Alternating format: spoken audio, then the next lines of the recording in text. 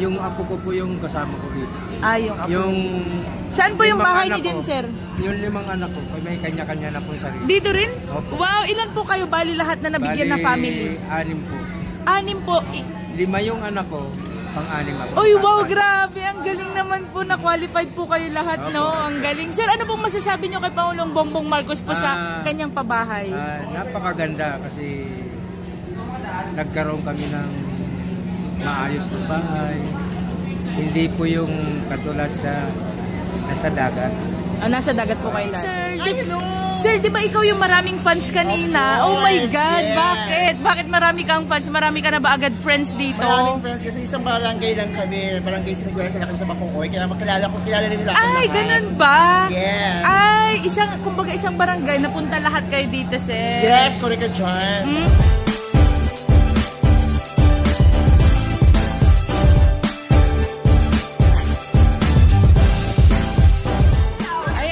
Kababayan, andito pa rin po tayo sa siyudad Kaunlaran. So, ito po yung mga nakatira na.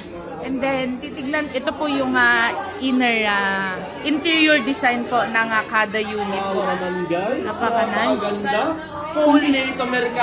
Fully furnished na.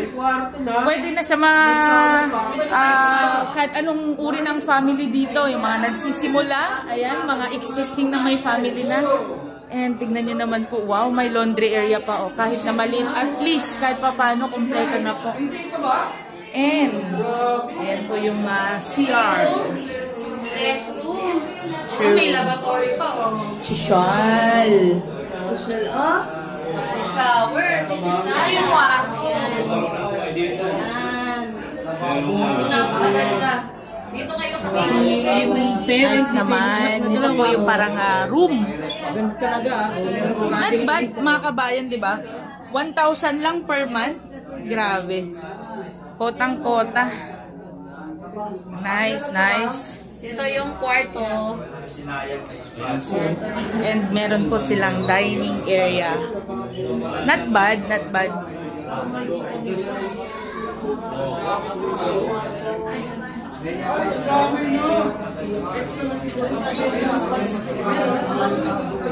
So ito po yung interior design ng isang unit po dito sa Ciudad Kaunlaran.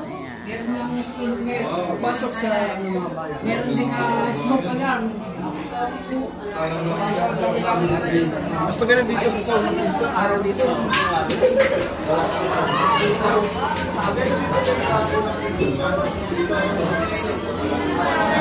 Ayan, so dito may nakatira na, Thank you po naman. Hi, ma'am. Isa pa, ayan. Hi, ma'am. Hi po. Ayan, so dito na po kayo nakatira, ma'am. Kailan pa po kayo nag-start dito, ma'am? Sa January 9. Grabe, no? Dati po, saan po kayo nakatira dati, ma'am? Sinagwalasan Bacoor. Sa Bacoor din. Pero bakit naging qualified po kayo, ma'am? Actually, nakatira kami sa the first area. Depressed area. Okay. So, parang mas malaki to compare sa isang nakita ko. Or ganun din po? Same lang. Same lang, ayan. So, kina ma'am naman, iba yung ginawa. Parang lahat dito, bedroom na, tas dito yung kitchen nila. And then, ito yung parang CR. Ayan. So, syempre, lipat pa lang nila mga kababayan. So, medyo hindi pa masyadong ayan. Galing naman. So, ano pong masasabi nyo po, ma'am, kay Pangulong President po sa binigay niya pong pabahay? Maraming salamat po kay BBM Marcos at kay GM Tay sa pabahay na binigay nila sa amin. Naway marami pa silang matulungan na katulad namin. Ayan. Okay po. Thank you, ma'am. Thank you po.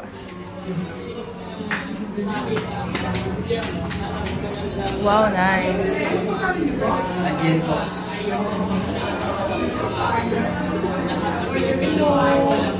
May lang po. Hello, sir. Ayan. So, may bagong bahay na sila, sir. Kailan po pa po kayo lumipat dito, sir? Sir, pumasok na po ako, Kailan pa po kayo lumipat, sir? Pero this year or last year? Sige po. Thank you.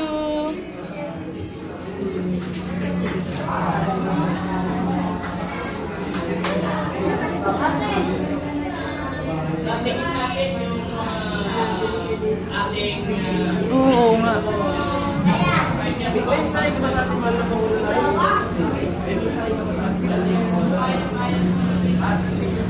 Parang recreational activity po dito sa likod. Ay, nice naman. May bahay na din po kayo dito, sir? Opo. Kailan po kayo lumipat dito, sir? Siguro mga 3 araw na po. 3 araw. Dati po, sir, saan po kayo nakatira?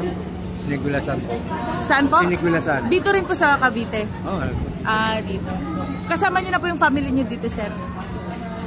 Yung apo ko po yung kasama ko dito. Yung apo. Saan po yung 5 bahay anak niyo din, ko. sir?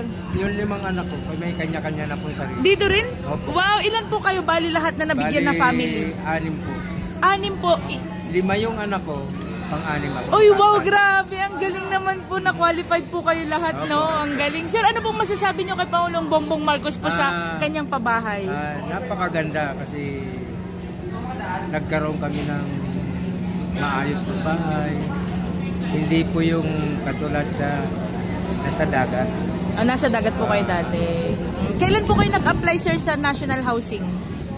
Hindi naman po totally po. Hindi naman po ako yung may pangalan sa pabahay, kundi yung apo ko. Okay. Kasi bawal daw po yung singil. Okay. Kaya parang yung... tas nakibahay na lang po kayo sa apo nyo, sir. Magkano po yung parang rent nyo dito, sir, per month? Yan ang hindi ko po alam. Kasi hindi po yung ako umaatin ng meeting. Ayan, sir. Sir, sa 3 araw nyo dito, sir, ano pong masasabi nyo sa lugar, environment, mga kasama, ano pong masasabi nyo, sir? Maayos na rin po kasi komportable po yung aming tinitiran at saka yung lugar. Hindi na po kayo natatakot na magkabaha, magkabagyo, di ba?